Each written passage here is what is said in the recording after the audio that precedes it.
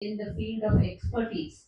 Say you're an engineer, your skilling is not just required for might be the nuts and bolts and things like that. Say you are a manager in a bank, your skilling does not stop at only okay, you know a tally, you know how to add and subtract, and you can keep accounts properly. No, your skilling also extends. The requirement of skilling also extends into soft skills, your communication skills, like our chief guest mentioned, your personality, your personal grooming, your interpersonal relations, how you face challenges, how good a team player are you, how good a team leader are you. All these things matter if you have to fit into the job scenario, not just the job scenario, the global requirement in today's world. So with these things in mind, add and subtract, and you can keep accounts properly. No. Such as these so skilling also extends. The requirement of skilling also extends into, in fact, sometimes soft skills. I wonder whether it has become more significant, more emphasized than the classroom learning itself. Nothing wrong in that. But a word of caution to the students would be, you allow these co-curricular activities to complement your academics. Let it not be at the cost of academics. Because finally, at the end of the day, at the end of 3 years or 5 years or whatever, you need to get your degree, isn't it? Along with that, you also need to be equipped with all these skills that we were talking about. So let such platforms like Chaturak 2.0 at MESIOM be an opportunity for you people, all the participants in particular, to explore what are your hidden talents, what are your skills, how could you hone those skills, how could you strengthen those skills. So let such platforms be an opportunity for all of you to experience this and realize this. I would also like to mention, when we have such fests, there is a lot of learning, like I mentioned, beyond the curriculum learning, not just for the participants, but also for the organizers. And I'm very happy, and let me congratulate the college that the inaugural function itself has set a tempo that says the fest is excellently organized. Okay, and I'm sure it will be a very, very good success, a resounding success. I'm on leave tomorrow. I'm out of station. Otherwise, I would have definitely loved to come for the valedictory tomorrow and seen how exactly this has all turned out. Okay. But anyway, at this point of time, let me wish all of you all the best. Let the best man win. Participation is a win. This you would have heard from your school days. Okay. So please participate with the team spirit, with the required open-mindedness when you come to colleges like ours. Thank you for coming. Thank you for all that participation there. I would also like to thank the organizers for having invited me here today for this inaugural program. Wishing you all the best. Have a good day.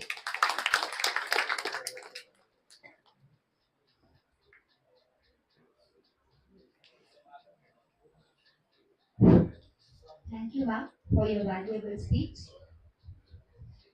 Now, I would like to call upon Shri K.S. Narahari Sir, Member, Senior Media Consultant Practice, to render the presidential remarks.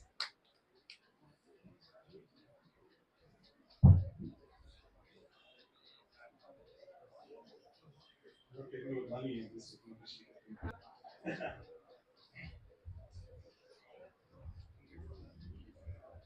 Good morning, everybody. Good morning. I expect more energy after two very energetic speeches. Good morning. Good morning, sir. That should be there. Should be the energy. Respected Mr. Raghavan, Dr. Sheila Menon, Dr. Shara, teachers over here, and all you young students. It's indeed my privilege to come and address you today. The only thing is, I'm the last speaker. And if you're the last speaker, you got to listen very carefully to the other two speakers, because you should not repeat what they're saying as far as possible. And then you got to, while you're sitting there, you got to think of some new things to talk. So earlier also I was the last speaker somewhere, so I asked him, "Nani Papa Madidit in the last speaker Madidit."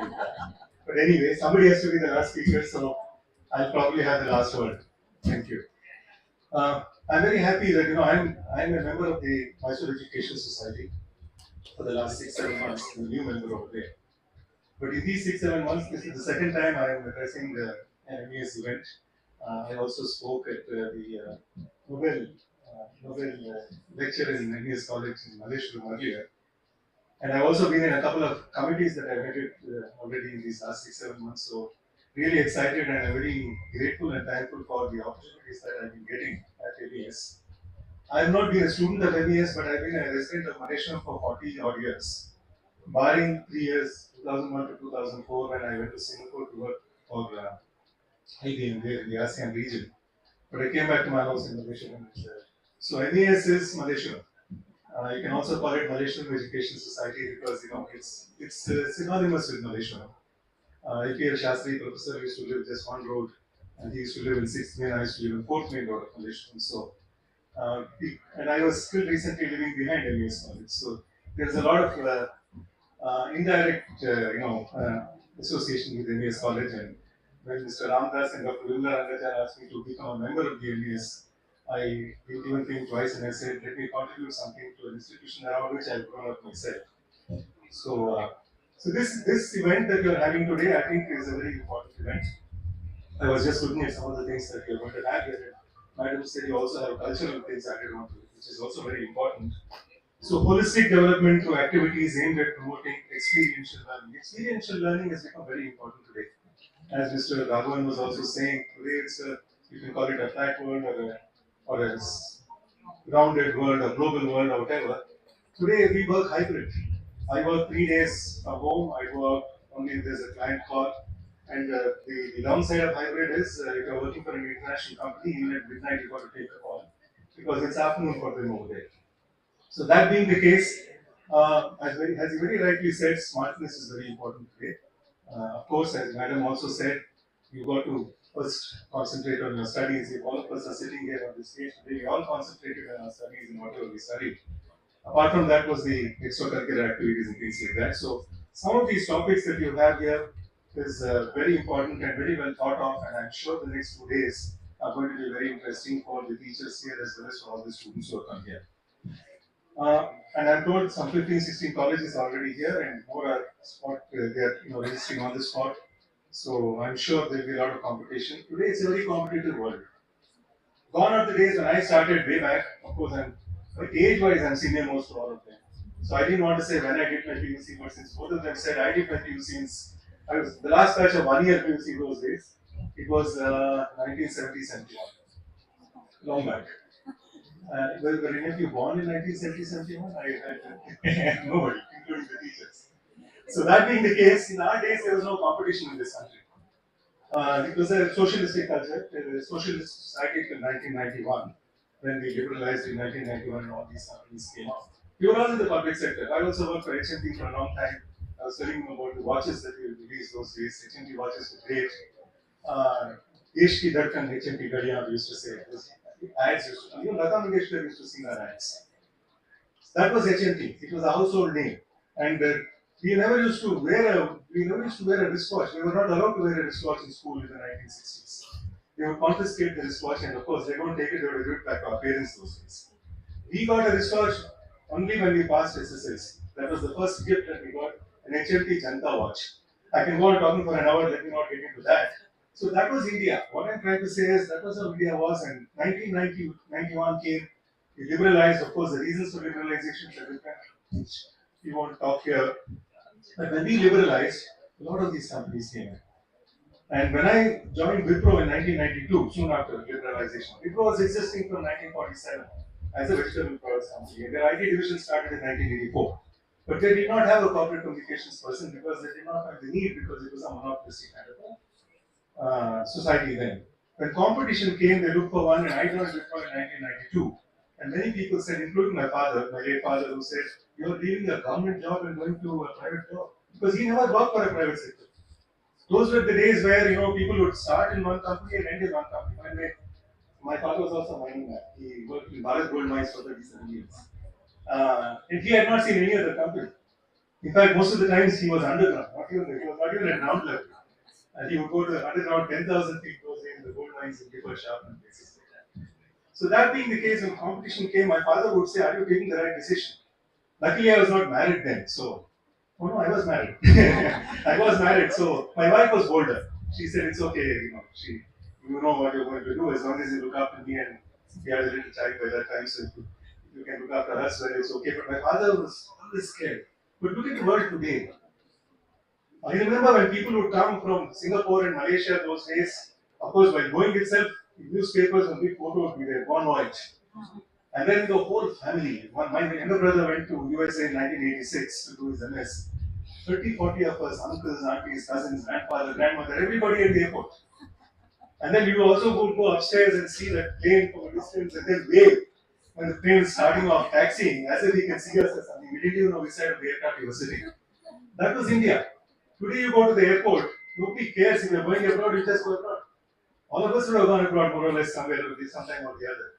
So that being the case, that is the change India that happened in India in 1992. And I was also one of this. He said, take a calculated risk. That's exactly what I took. Let me try the private sector.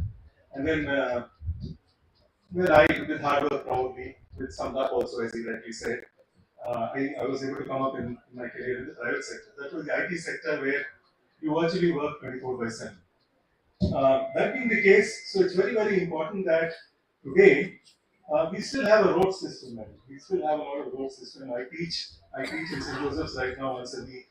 There's a syllabus given to us, but there is some freedom now with these universities, as they call the Christ University and St. Joseph's University. I'm not a professional teacher. I started teaching only after retirement.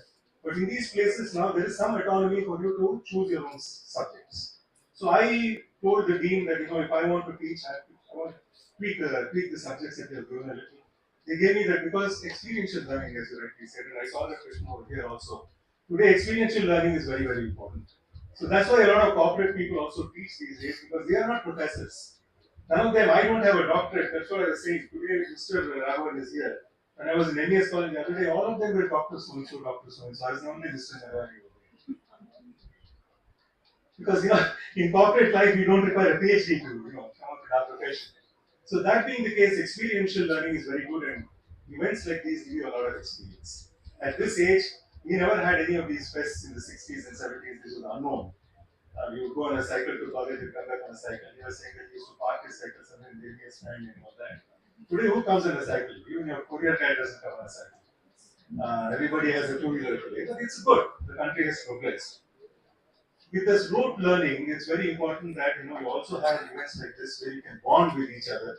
Today, there are people from different colleges. This is a good opportunity to network each other, to bond with each other. Networking and bonding is very, very important today. And as you get into jobs, it's very important. The communication skills that you should develop is also very important. We all can speak our mother tongues, but it's also important in this country to speak English. People will say, some politicians will say that, Kannada is also only the language we should speak. Yeah, Kannada is the language we should speak. It's our mother tongue. We are all very proud of our mother tongue. But when you have to earn your bread and butter, English has to be there. In fact, most of their children study in English schools. That's a different issue. So English language, your proficiency in English along with your mother tongue and any other language. In fact, if the more the languages you know, it's better in life actually. It will help you wherever I go. I can speak Tamil also fluently. When I go to Tamil Nadu, it helps me very much to talk to auto drivers and all that. They don't cheat me to the extent they cheat the others.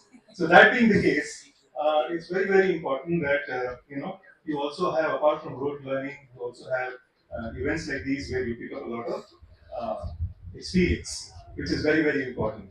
Another thing I want to emphasize here is there is a lack in this country of industry academia interaction. If you go abroad, every school or every college has got tie-ups with some university or the other, where big companies have today. The multinationals have, for example, Texas Instruments, where I work. There is a course on analog computing with Madras IIT, where Texas Instruments technology is inculcated in the syllabus. Likewise, Dell has got a course in bits planning. Like that, management institutes especially should tie up with some organization. In fact, we have an investor list today, we have an entrepreneur sitting here today. Madam, I think Mr. Raghavan can also help. Sorry, I'm sir, I'm taking liberty in saying that. An ex-student of MES college also. Internships and things like that, companies don't take internships seriously. Very few companies take internships seriously. For 2 months or 3 months, people struggle to get internships, and when they go for internships, they are not treated properly. They're given some operational job or something, and they give a certificate and they come back to internship. But internship is a period where you can really learn a lot because that is your first exposure to industry. So it's very important that some tie-up also companies organizations should have. I'll also try helping with my contacts that I have now that I'm on the committee as well. But that's very, very important where you've got to have some industry experience because in tier 2 and tier 3 engineering colleges and management institutes in the country, only about 20 to 25% of the students are actually job ready. Companies spend a lot of time in soft skills, etiquettes, English language, and things like that. And of course, they spend a lot of time in also training them on the technological side because the syllabus doesn't match with the technology that the companies are doing. Today, we're talking about AI, ML, and all those things.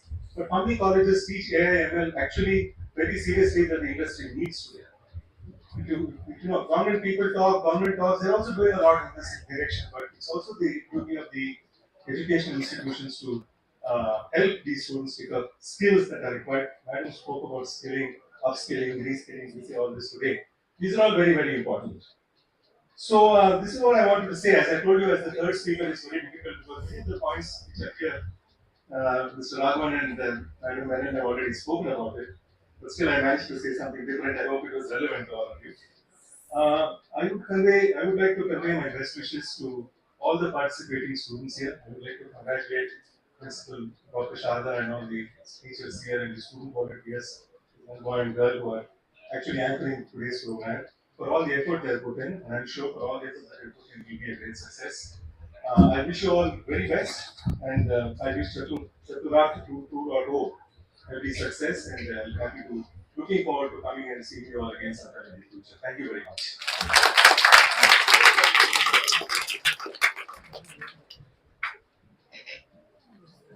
Thank you, sir, for your energetic speech.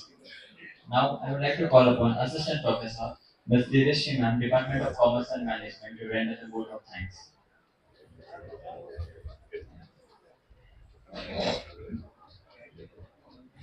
Entrepreneurship can be taught, it can be learned. You can take the control of your life and get a job you really want. It's my privilege to propose a vote of thanks on this occasion. I, on behalf of MES Institute of Management, extend a hearty thanks to the honorable delegates who blessed us with their presence and took out valuable time of their busy schedule. First of all, I would like to heartily thank our chief guest, Sri Srinivas Raghavan, founder, CEO, Roman Infrastructure Service Private Limited, who spared time from his busier schedule for gracing today's occasion. Thank you, sir, for being with us.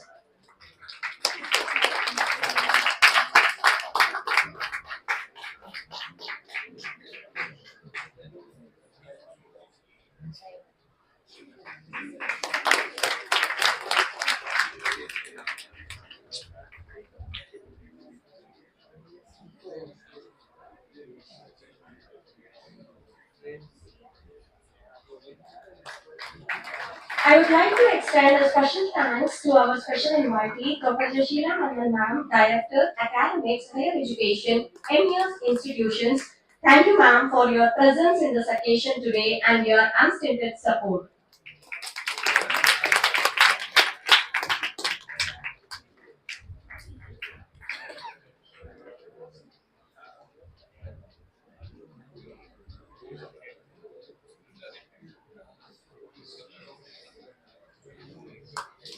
I would like to express my heartfelt thanks to our president of the event, Sri K.S. Narhari sir, member MES, Senior Media Consultant Practice, for accepting our invitation and for gracing the occasion today. Thank you, sir.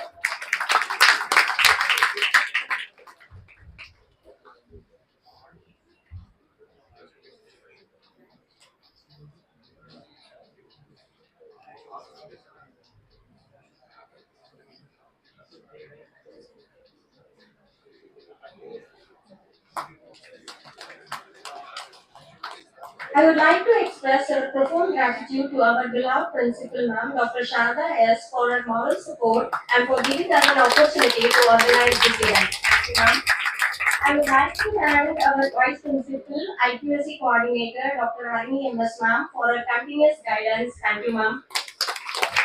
I'm happy to express my thanks to my dear colleagues, teaching and non-teaching staff, and our student organizers, coordinators, volunteers, technical team, and student council, who are the pillars of support in making the event such a resounding success. I heartily wish all the participants all the best for today and tomorrow. Your active participation in this event will make it a grand success and a memorable one. Once again, I thank you all for your cordial cooperation. Once again, thank you.